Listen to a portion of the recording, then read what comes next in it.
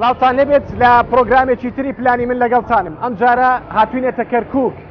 پەیکەری پێشمەرگە بەر لە ڕووداوەکانی 16 ئۆکتۆبەری ساڵی 2017 ئاڵایەکی کوردستانی لەدەستەوە بوو. بەڵام لە دوای ئەو بەروارەوە ئاڵای عراق لە دەستی ئەو پێکەرەوە دەبێنرێت. زۆرترین ململانێ لە نێو حزب و لایەنە سیاسیەکان لە نێو شاری کەرکووکە بۆ ئەوەی کورسی پەرلەمانی بۆ خۆیان مسۆگەر بکەن.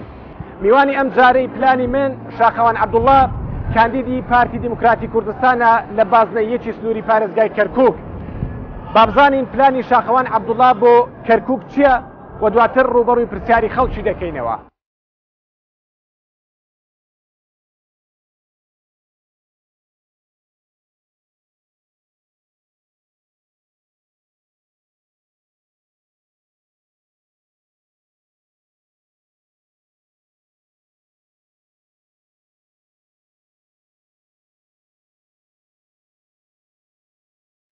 سلااو کاک شاخەوان، چۆنی باشیت؟ حاڵی جەنابتان باشن؟ زۆر سپاس، مەمنونم. ئەخواتان مەمنونم، سپاس. کاک شاخەوان، کە هاتمە ژوورەوە لە ئۆفیسی بەڕێستان بۆ بانگەشتی هەڵبژاردن، شتێک لای من جێگای سەرنج بوو. بۆ نمونە کە داخلی کەرکووک بووین، ئەوەندەی کە فلێکسی کاندیدەکانم دەبینی ئاڵای کوردستانیان پێوە نەبوو. ئەوەی تۆ لێرە ئاڵای کوردستانی لەسەر بوو. ئەمە تەنها بۆ ئۆفیسەکەی خۆتە یان فلێکسەکان لە نێو جادە و کۆڵانەکانی شەر بەم شێوەیە دەبێت؟ زۆر سپاس. دیارە بەنسبەت ئێمەوە هەمیشە وتمانە پارتی خاوەن قەزەیەکە، جیا لەو بازنە داخراوی حزبی کار حزبێکی سیاسی هەیەتی پارتی خاوەن قەزەیەکە، بەلای ئێمەش ئاڵای کوردستان بەشێکە لەو قەزەیەوە، بەتایبەتی لە کەرکووک نەخێر ئەو فلێکسە لە هەموو شاری کەرکووک هەمان ئەو فلێکسە ئەبێ و ئەوەی کە ئێمە جیاکاتەوە لە خەڵکی تر ئەوەیە کە ئێمە ئەو پیرۆزیانی کە هەمانە دەیپارێزین و دیفاعی لەکەین و بەشکۆوە هەڵیان نەگرین. کەواتە پارتی بە ئاڵاوە گەڕاوەتەوە. بەڵێ بە ئاڵاوە گەڕاوە. باش. ستایلی بەرنامەکە وایە کە میوانەکە ئەناسێنین پێویستە پلانی خۆی بڵێ. جا پێم خۆشە جێبیستی بەڕێستان بین بزانین پلانی تۆ چییە کە ببیت بە ئەندامی پەرلەمانی عراق. من کاندیدی ژمارەسی دکتۆر شاخەوان عەبدوڵڵا، کاندیدی ژمارەسی پارتی دیموکراتی کوردستانم لە کەرکووک لە بازنەی یەک، بازنەیەکیش گەڕەکە کوردیەکان شومل دەکا و ئەو ناوچانی دەکەونە سنووری داخۆ، ناوچەی هەفتەغار و تاودە و تاڵەبانی و لە سنووری سەرگەڕان و دووبز و منتیقەی شوان، ئەمانە هەمووی سنووری ناوچەیەکە و پلانی ئێمە بۆ پەرلەمانی عێراق ئێمە ئەزموونێکمان هەبووە، ڕابردوویەکمان هەیە، دەتوانین بە خەڵکی خۆمان بڵێن ئەو متمانی کە بە ئێمەیاندا لە 2014 توانیمان بەشێک لە داواکارەکانی خەڵکیە ببینە جێگای متمانی ئەوان بە هەمان شێوە ئەوەی کە هەمان بۆ هەوڵە دەین پەرەی پێ بدەین و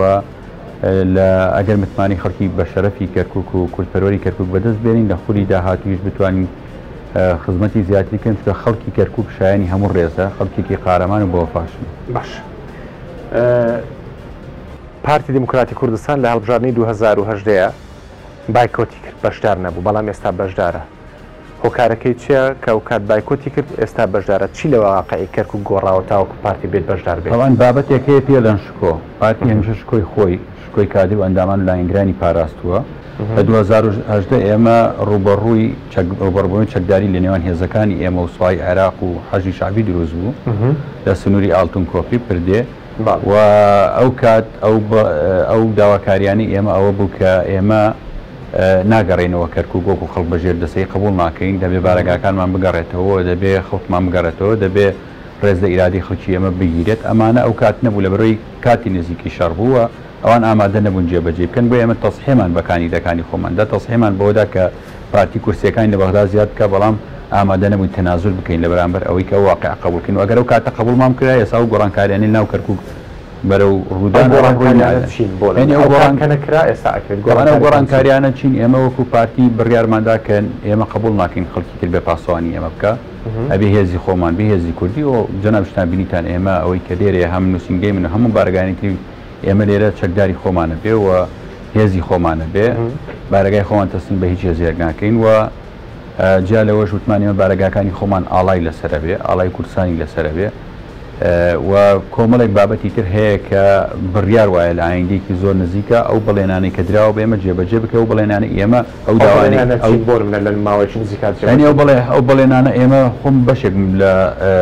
شاندی دانووسانکار لە ماوەی 3 ساڵی ڕابردوو پرۆسی ئاساییکردنەوە کە قۆناغێکی یەکجار باشی بڕیوە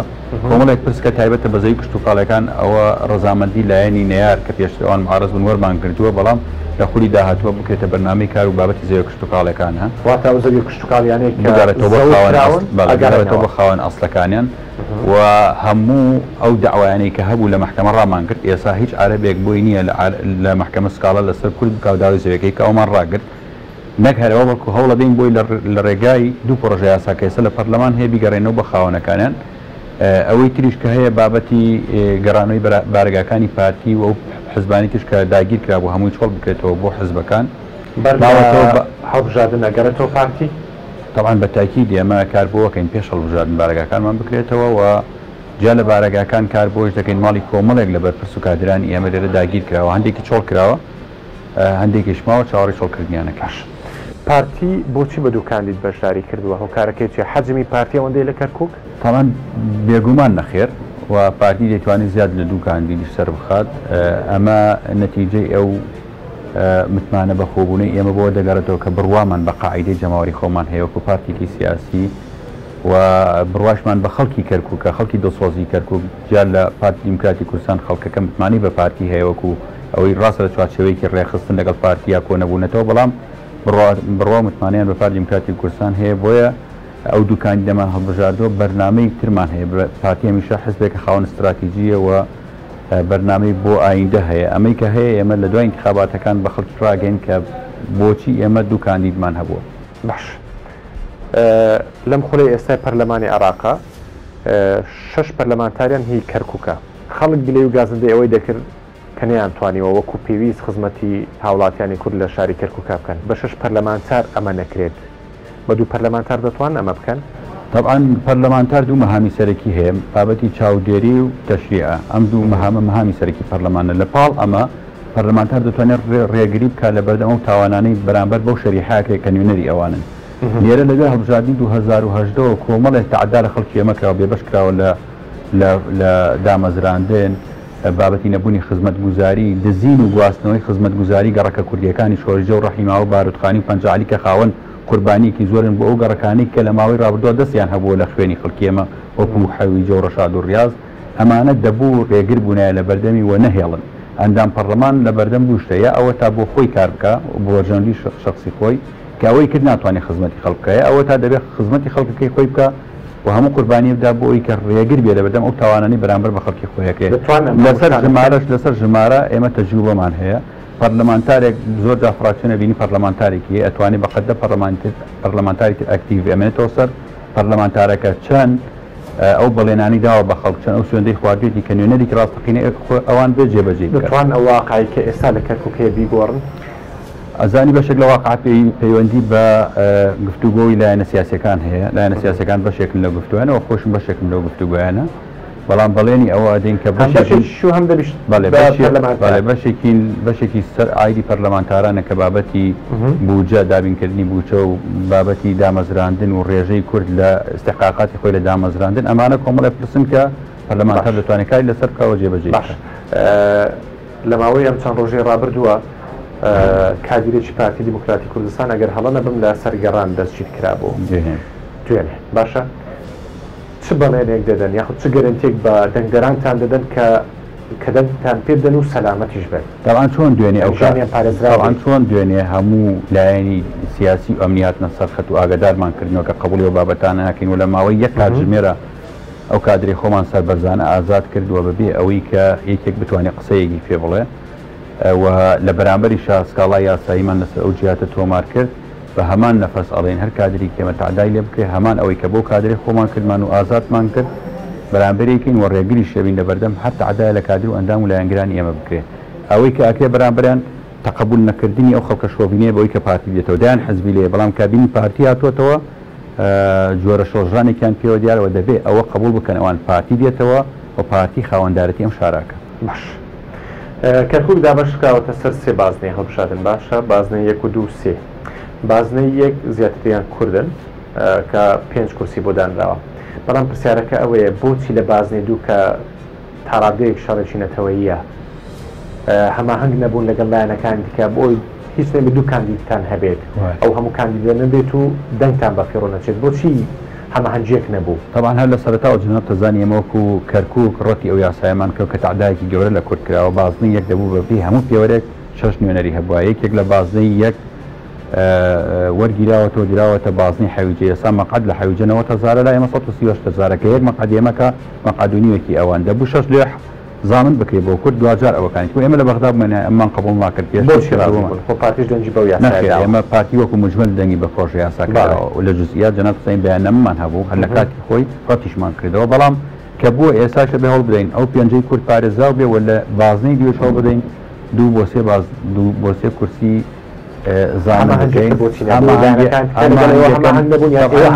نەبوو بەداخەوە ئێمە لەگەڵ وای بوون کە هیچ نەبێ لە بازنەی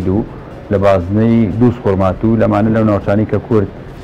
پێکەوە دەتوانێت زامنی کورسەکان کا یەک بین بەڵام کە نەبوو ئەمانە ئەوە ئێمە دەستبەرداری و بابەتی ئێستا ئێمە بەربژێرێکمانێ لە بازنەی و هەموو هەوڵێکیشی بۆ لێن بۆی کە دەربچێت باش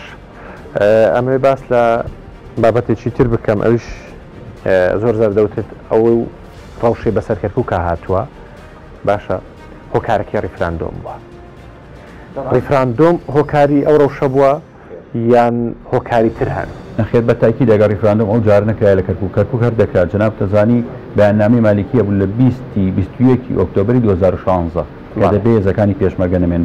بەیاننامەی حەیدەر عەبادی هەبوو لە دوای ئۆپەراسیۆنی مووسڵ کە هێزبەی پێشمەرگە بڕێنە بۆ سنوورەکانی خۆیان واتە ئەو نیەتە موبیتە هەبوو لای ئەوان کە ئێمە دەربکەن بەڵام خۆشبەختانە ئێمە پێشەوەیان پیلانەکەیان جێبەجێکەن ڕیفراندۆم کرد باش ئەگەر ڕیفراندۆم هۆکار بوو بێ لە هەولێر ڕیفراندۆم نەکرای بۆ هەولێر نەگیرە خۆ بابەتەکە سەر بەخۆی کورسانە دابڕانی بەشێکە لە خاکی عێراق بە کەرکووکەوە بیا بێ کەرکووک بێ بابەتەکە ئەوەیە کە لایەنێک تەنسیقی کرد پێی وابوو کە ئەم شارە تەسلیم بە ئەوانەکرێەوە نەک ئەم شارە تەواوی هەرێمی کوردستان تەسلیم بە ئەوانەکەوی تر هەرێمی کوردستان شتێکی لە ساحەکە شتێک نامێنێ بەنای پارتی وتاتی کوردستان ئەوانە بنە هێزی یەکەم بۆیە جگەل لە پێنا ئەو بەرژەوەندیە شخصیە خۆیان خەڵکی کەرکووک و ناوچەکانی دەوری هەرێمی کوردستانیان فەوتان و بەو دەردەیان برد ئەوەی کە هەبوو بەشێک بوو لە پلانگێڕینی و دەوڵەتی لەگەڵ خیانەتی باڵێک لەگەڵ ئەوەی کە هەبوو ئەو هێرشە سەربازی کە کرا هیچ پەیوەندی بە ڕیفراندۆمەوە نەبوو دەستخۆش بێ کاک شاخۆن پێم خۆشە بەرگەیشتەکەمان هەیە لە نێو خەڵکە بەیەکەوە بچینە نێو خەڵک بۆ ئەوەی گوێبیستی گلێ و گازندەی خەڵک بین بزانین خەڵک چی لە ئێوابێت کە ئەبن بە پەرلەمانتە بەسەر چاو بەس من ئاڵاکەم لەگەڵ خۆم دێنە بۆ ناو بازار بۆی هەر نەڵێن ئاڵاکە لێرەیە باڵاوە دین و چینە ناو بازار و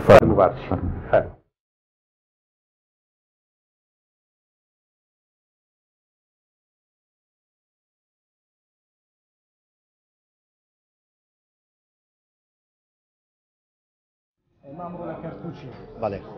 لە دوای 2007ەوە کە ئەو شارە داگیرکراوە ئێوە وەکو کورد هیچ کێشەیەکتان هەیە؟ کێشەی کورد بەعام یەک کێشەیە ئێمە خۆشگوزەرانی و ئارامیمانەوە بۆ هەموو کورد لە کەرکووکە خۆشگوزەرانی نییە؟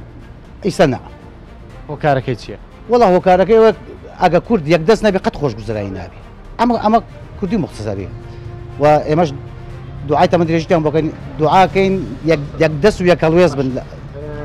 دکتۆر شاخەوان کاندیدا بۆی ببێت بە پەرلەمانتار لە پەرلەمانی عێراق چ داواکاریەکەت لێ هەیە؟ وەڵا داواکاری من هەر داواکاری من شخصی من نییە ئەمە داواکاری عامە داواکاری ملەتێکە ئەم ملەتە چەساوەیە لەوەتی کوردە چەساوەیە ئێمە داوامان لەماندام پەرلەمان بەڕێزانەیە ئەم چاوساوای نەمێنێ تاکەی ئیشتوان بۆ پشت بەخوا دکتۆر باسی لە کۆمەڵێکشت کرد لێرە چەساونەتەوە کێشەیان هەیە تۆ ببیت بە پەرلەمانتار چیان بۆ ئۆکەی تەبان حەقیانە ئەوان کورد لێرە گەر تەماشا بکەینەتەوەی یەکە بەڵام کاتچتە فەرمانگەکان ئەبینی عەرەب زۆرینەی فەرمانبەرەکانی عەرەبە زۆرینەی تورکمانە تعدایان لێکرێ لە کاتی دامەزرانن حەقی کوردە خوورێ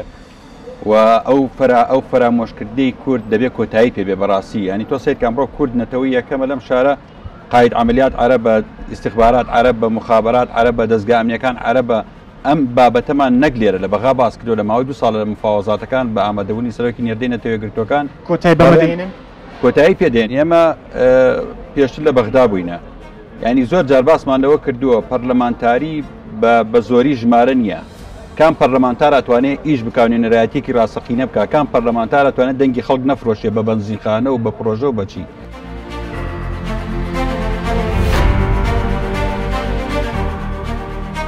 پارتی دەتوانێت بگەڕێنەوە پێش 16 من لە دەنگدانەکەی 2010 شاد حزبیان ناوی نالم هاتی ئێرەوتی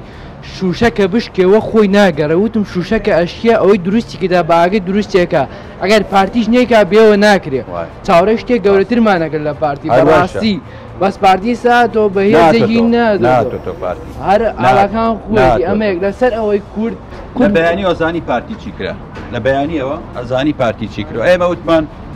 وەکو خەڵک نابین خەڵک پاسەوانیمان کە ئەوە تا جناب تەزانی بە پێشمەرگەوە هاتینەوە بارەگاکانی خۆمان پێشمەرگە وانشم ئەیبین ئەو خەڵکی لەگەڵ منە لە بارەگاکانی ئێمە پێشمەرگەیە جگە لە پێشمەرگە هیچ هێزێتر قبول ناکەین کە لە بارەگاکانی ئێمە یابێ ئەو پڕۆپاگەندانەیە ئەکرێ خەڵکێکە تەحملی کردووە لە ژێردەسەی ئێمە تەحملی ئەوە ناکەین بارەگاکانی ئێمەش پێش 16 ئۆکتۆبەر چۆن بۆ بەو شێواکرێتەوە دڵنیات دەکەم و دڵنیای هەموو گەنجاناکەمەوە کاکە شۆراوە دڵقی سێت هەموو بارەگاکانی ئێمە پێش 16 ئۆکتۆبر خەڵکی خۆمانی تێ بە قوتی خۆمانی تێ بە قوتی خۆمانی تێ بێ ئاڵای خۆمانی لەسەر بوو ئاڵای خۆمانی لەسەر ئەمە کەی بەم نزیکانە کە ئێمە هاتینەوە ئەوانش پێش دەنگانەکەێت دوای دەنگدان ناگری پێدان مادام هاتینەوە پێش دەنگدانەوی شەکەین لە 2006 پەرلەمانتارتان هەبوو باشە کەرکک نەیانتوانی هیچ بۆ کەرکک بکەن پێتان وایە پارتی بە دوو پەرلەمانتار بتوانێت چی بۆ کەرکک بکەن سنگ و قورسایی پارتی لە هێز و تااقەتایەتی بۆیە ئێمە لەو باوەڕیان کە پارتی ئەو مافانە بتوانین پارتی کەرکک بگەنێتەوە سەر کوردستان بەتاشید ژمارە شەر نییە ئێمە دوێنێکە مەسعود قسەی کرد وتی هیوادارم لە بەخا کەم قسەکەن زۆر ئیشکەن ئەمە پامێکی زۆر ڕوون و ئاشکرایە کە پارتی دیارە زیاتر ئیشەکە وەک لەوەی قسەکە باشە بە ئاشکرا دیارە یعنی تاکە هیوای کەرکووکەکان تاکە هیوای گەنجی کەرکووکی من وەکو گەنجێکی کەرکووکی تاکە هیوام هەیە پارتی دیموکراتی کوردستان و کاکشاخەوانە یعنی فقط ئێمە دەتوانین تاکە هیوا پشت ببەستین بە کاکشاخەوان کارەکەی ڕوون و ئاشکرایە کەس بۆ پارتی بۆ لە دوای 2007 تا 2021 هیچی نەکرد ئەو کاتە جیاواز بوو ئەو کاتە کەرکک داگیرکرا بوو ئێستش داگیر کراوە بەڵام دەتوانین لە ماوەیە کاکشاخەوان ئێستاکانە ئاماژەی پێکرد ئێمە ئومێدمان پێیەکەوە بێتەوە کەرکک پارتی بگەڕێنێتەوە بەڕاستی بارەگاکانی پارتی لە کەرککە خۆی لە خۆی قورساییە سەنگە هێزە توانایە بۆ خەڵکی شاری بێت کاکشاخەوان لە ڕووداوەکەی 2016 کاتێک داعشاتە ژوورەوە خۆی بریندار بوو تەنانەت سیارەکەی فشێکی بەرکەوت تەنانەت براکەی بریندار بوو یعنی ئەمە ئەیسەلمێنێکە ئەم پیاوە بەڕاستی خەمی کەرکووکێتی پێویستی بە ئێمە بێت ئەو لە فڕێدەینەوە چەکوتاخمەکەمانەکەینەوە بەر و دیفاعی لەکەین هەمومان ئەبێ ئێمە دەستبەرداری ئەم شارە نەبین پارتی ئەوەی هیوای ئێوە بە پارتی لە ئاسانی نیە پارتی خاوەن قەزەیەەکە دەستبەرداری ئەو قەزەیە نابین هەموو جوهدمان ئەوەیە کە ئەو دۆخەی سەپێنراوە بەسەر ئەم شارە کۆتایی پێبین دڵنیاتانەکەینەوە پارێزگار کورد بواە ئەیتوانێت چی بۆ کەرکک بکە پارێزگار ئەگەر لەم دەسەڵاتی ئێستاە کورد بواە هیچ شتێکی ناتوانی و ئەبێت و ئەبێ کەسێک بێ لایەنێک بێ لە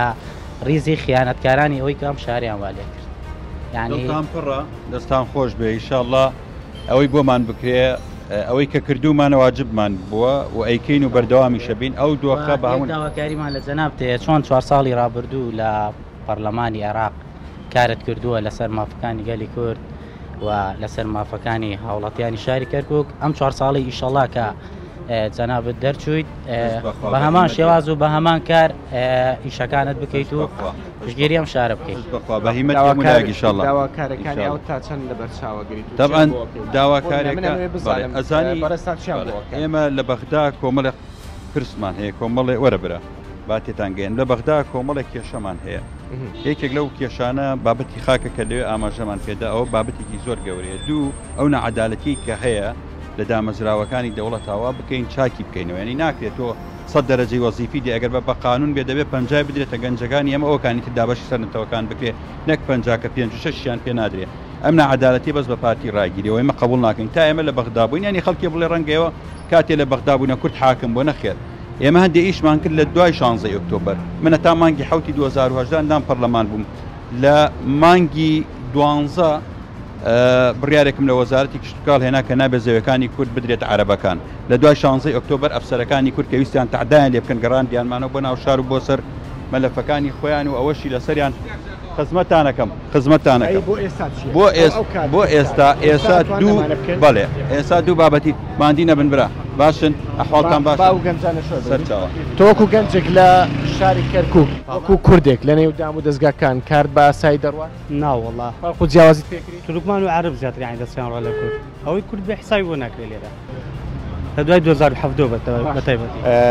دکتۆر شەخان تۆچی بۆ خەڵکی کردکۆ ئەوڵێت چینە فەرمانگەکە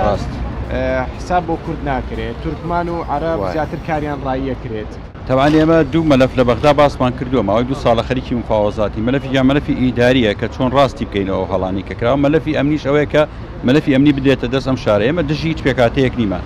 بەڵام ئەوەیە هەر کەس حەز استحقاقی خۆی پێ بدرێت کورد زۆرینەیە ڕێژەیەکی بەرچاوی هەبێت لە فەرمانگەکان و لە شوێنەکانی کەشت ئەو نەعەدالەتی ئەم بەڕێزە باسێکە حەقێتی وەکراوە و ئەیشی بینێ ئەو گەنجێکە تەقەن لەسەر گەنجەکانی کەرکووک دەمەوێکشت بڵێم ئەوەی کە پیانۆ سەربەرز بین چییە؟ ئەم گەنجانە ماوەی 4 ساڵەداوان لێکە ببنە حەجی شعبی ببنە حەجی عەشایری ببنە چی ئیغراءکرێن پاریان پێدرێ هەموو ئەمانیان ڕەت کردوێتەوە لەبەرەوەی کوردن ڕەنگە خەڵکێکی کرەمە نەکە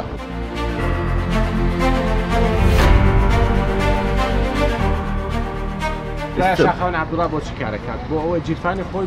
وەڵڵی ئێستا یعنی تۆ سەتۆکەیت منەکەیت حراجەکە بەرامبەر کاک شاخەوان من پێ دەڵێم چی ئەگەر شتێکیان بکردایە کەرکووک بەم وەزعی ناگەشت من خەریجی من خەریجی مەحەد و خەریجی کولیەشم هەتا ئێساکانەوە لێرانەوە خەریکەم ئەم بازارە گشتی خەریجە ئەوەی کە ڕووی ئیستاکان انتخاباتە ئینسا انتخاباتە لەناو هەموو کاندیدەکانە بزان ئەوەی ناتان فرۆشیە ئەوەی دەنگەکانتان نافرۆشی ئەوەی خیانەتتان لێ ناکە ئەوەی بەکەڵکتان تێ ئەوەی سواتتان لێکە دەنگ بدەنەوە لەناو هەموو کاندیدە بگەڕێت کوردێکی باش بدۆزەرەوە دەنگی پێ بدە شەرت نییە من کوردی باش زانیت خیانەتە دێ ناکە باش هیوادارم شتێکمان بۆ بکەی بۆی کەوا ئێمە پشتی بۆ بەسین بۆ جاردی کەش لە خزمەتانە یعنی وا بکەی کە بتوانین پشت پێ بەسین تر ئەگەر بکرێت لە خزمەت دەست خۆش برە بابێ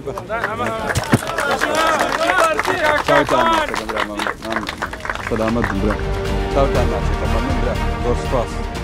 ئێوە چەند گەنجێکن لێرە کۆبوونەتەوە با بزانیم داواکاریەوە لە شاخەوان عەبدوڵڵا چیە کێشەکانتان چێ لەم شارە لە دوای بەتایبەت 16 ئۆکتۆبری 2017 تۆ وەکو گەنجێک چ کێشەیەکت هەبوو لەکەت کێشەکانمان لە هەموو لایەنێک و کێشەمانێ لە لایەنی کە لایەنێکی تر لەم شارە باڵا دەستە بێ ئێوێ غەدر لە لایەنی تر بکە بەست لە عەرەب و تورکمانە عەرەب و تورکمان لە عەرەب و تورکمان ژێن با زەربی سفری نەکەین باش و خراپی تەیە بەڵام چەندانێکی تێکە شۆڤینەکان کە سەیرەکە دەسەڵاتیان هەیە ئەو دەسەڵاتە بە خراپی بەکاردێنێ ئێمە لە دوای 16 ئۆکتۆبر لێرە معاناتمان زۆر بووە معاناتەکان چین پێم خۆشە معاناتەکان یعنی لە زۆر سەیتەرە غەدرمان لێکراوە داوا بۆ چوینەتە سلێمانی چوینەتە هەولێر کێشێنەوە توینەتە سەعات 11 شەوتێتی مەناتە جەو لە سەیتەرە داخرا هەتا بەیانی لەو سەیتەرانە وەستاین و بەس لەبەرەوەی کورد لەبەرەوەی کورد نا هەمووی تورکمانیان ڕاگرت و عەرەبیان ڕاگرتووە نەک بەس لەبەرەوەی من کوردم هێزێکە و ڕاتەگرێ و خەڵکی ئەم شارن ئەوەی بازگەکان کە ئێمە کارمان لەسەر کردووە نەمانی هێزی غەریبە ئەگە پۆلیسێکی کەرکووک لە سەیتەرە بێ حرمەت دەگرێ زانێت و خەڵکی ئەم شارەی بە بغض النظر عن ئەوەی ئەو پۆلیسە تورکمانە یا کوردی یا عەرەبی پۆلیس بێت خەڵکی ئەم شارە بێت حرمەت دەگرێ زانێ معاناتت چییە و لەگەڵ تەبێ ئێمە مشکلێمە لەگەڵ هێزێکە کە خەڵکی ئەم شارە نیە ئەم هێزە بۆ لێرە بێ بۆ لە شارەکانی تر نیە بەسە قبولەکە کەرکووکیەک فەرماندە ئێوە بێ ناسرێ و دیوانێ قبول کار دەکەی بۆ بە تاکید کارەکەین ئەمە من بە ئامادەبوونی نوێنەری سەرۆکوەزیران بە ئامادەبوونی سەر کۆمار کاکتۆ بەرەم ئاگادارە لە کۆبوونەوە باسم کرد ئێمە قبول ناکەین هێزێکی دەرەوەی پارێزگای کەرکووک لە کەرکووک ڕازی بوون ئەمە ئیتیفاقی کراوە نەک من ینی بە شاهێدی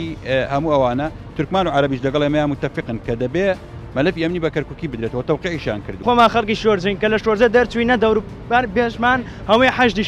حەجی شعبی بووە کوردی تێنەماوە پارتیش خیانەتی لێکرا دەوروبەری هەمووی حەجی شعبی بوو پارتی سەرڕایەوەی بەرگەی هەموو خیانەتەی گردێستان شۆ جەنابی سەرۆک لەگەڵتانە پشتان دەگرێت ڕۆژانە متابعی قەزەی کەرکووکەکە بە زۆر بەجددیش لەسەر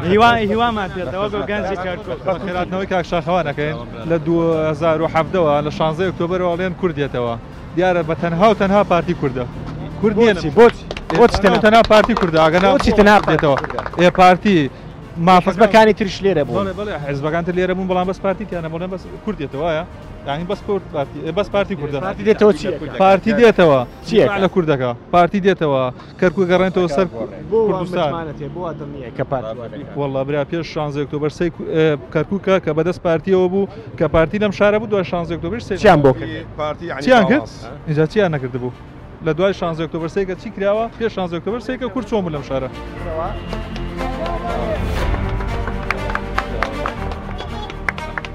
کاک شاخەوان ئێمە چوینە ناو خەڵکمان دوان گوێبیستی گلەی و گازندەکانی خەڵک بووین کە چ داواکاریان لە بەڕێستان هەیە پێم خۆشە بۆ ماوەی خولەکێک هەم بانگەشەیەک بۆ خۆت بکەیت هەمیش چ بەڵێنێک بە دەنگبێرانت دەدەیت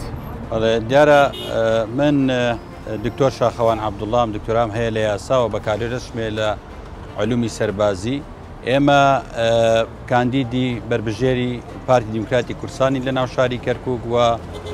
ئەو بەڵێنانەی ئێمە کاندیدی حزبێکین بەڵێنی قەبە نادەین و جێبەجێ بکەین ڕابردوومان هەیە خەڵک دەتوانێت ڕابردوو ئێمە ببینێ و بەڵێنیش دەدەینەوەی کە کردومانە زیادی بکەین و بەردەوام بین کاندیدی بازنەی یەکەم بە ژمارەسی هەموو ئەو گفتوگویانەی لەم خەڵکە وەرمگرت بەشێکی ڕەخنەیە بابەتەکە نەتەوەییە ئێمە دەزانین تعدای زۆر لە گەنجەکان ئێمە کراوە لە دامەزراندن بێبەش کراون بەڵێنی ویان پێدەم لە بابەتی دامەزراندنە بە هیچ شێوەیەک بچینەوە بەغدانێڵین ئەو تعدایان لێ بکرێ و هیچ وەزارەتێک جورئەتی ئەوە نەکە تەوقیع لەسەر قایمەیەک لە کەرکووک بکە کە کوردیتیانە بێ ئەمە بەڵێنی ئەمەیە بۆەوان لە مەجای خوێندنی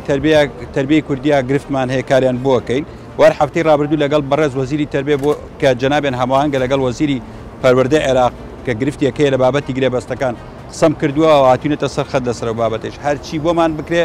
ئێمە ئەیکەین و هەوڵە دەین دۆخی ئەم شارە بگەڕێتەوە پێش 16 ئۆکتۆبەر پارتی خاوەن قەزەیەکە جیاوازەکەی پارتی ئەوەیە لە خەڵک و